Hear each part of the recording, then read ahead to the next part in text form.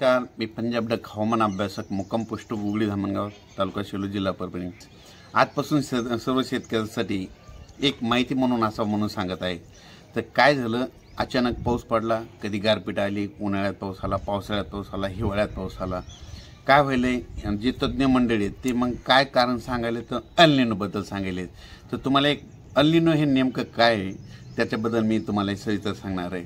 तर काय झालं, 2017-18च्या दरम्यान डॉक्टर रंजन केळकर हवामान तज्ञ यांच्याशी मी चर्चा केल्याच्या नंतर तर आम्ही दोघांनी चर्चा केली। तर एल निनोबद्दल त्यांनी मला खूप काही सांगितलं आणि त्याच्यानंतर मी देखील अभ्यास करत होतो। तर मग त्यांच्या अभ्यासातून मला खूप काही असं अभ्यास करायला मिळालं। म्हणून डॉक्टर रंजन केळकर सरचे त्यांना धन्यवाद देतो, कारण की त्यांनी खूप मला अशी काही माहिती सांगितली। तर मला शिकायला भेटलं त्यांच्यापासून आणि माझ्यापासूनकडे काही ज्ञान होतं। तर त्याच्यानंतर मी सगळा अभ्यास केला। तर एल निनोबद्दल सांगतो। एल निनो आणि ला निना हे दोन मुळातच स्पॅनिश भाषेतील शब्द आहेत।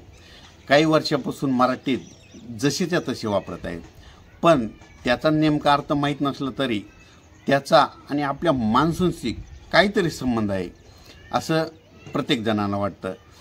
आणि एल निनोचं नाव निघालं की दुष्काळ पडणार अशी सगळ्याच्या मनात भीती वाटायली आणि ला निना उद्भवला की पाऊस होणार असं सगळ्यांना वाटतं। पण यामध्ये तथ्य काय हे जाणून घेणं महत्त्वाचं। तर तुम्हाला एक माहीत असं म्हणून सांगतो, एल निनोचं शब्दशः मराठीत नाव होतं बाळ येशू।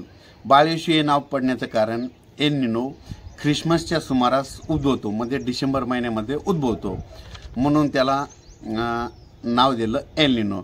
एल निनो आणि ला निना हे दोन परस्पर तुम्हाला एक सांगू इच्छितो, हे दोन नावं नाहीत आणि घटना नाहीत, आलटून पालटून सुरू राहणाऱ्या दीर्घ अवधीच्या समुद्रातील प्रक्रिया आहे। तर तुम्हाला एक सोप्या भाषेत सांगायचं झालं तर दक्षिण अमेरिकेमध्ये पेरू देश आहे, पेरू देशाच्या किनाऱ्याच्या पश्चिमेला जो प्रशांत महासागर आहे, त्या प्रशांत महासागराचं काय होतं, तापमान सरासरीपेक्षा वाढतं आणि ही तापमान वाढ काय होती, समुद्रावर पसरते।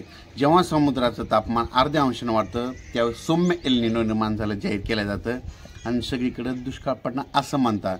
आणि त्या समुद्रामध्ये ज्यावेळेस दक्षिण अमेरिकेमध्ये पेरू देशामध्ये ला निनाबद्दल सांगतो की ला निना कसं असतं की त्या समुद्राचं तापमान हळूहळू कमी होतं, मग त्यावेळेस ला निना उद्भवलं म्हटलं जातं आणि तिथं पाऊस पडणार असं जाहीर केलं जातं।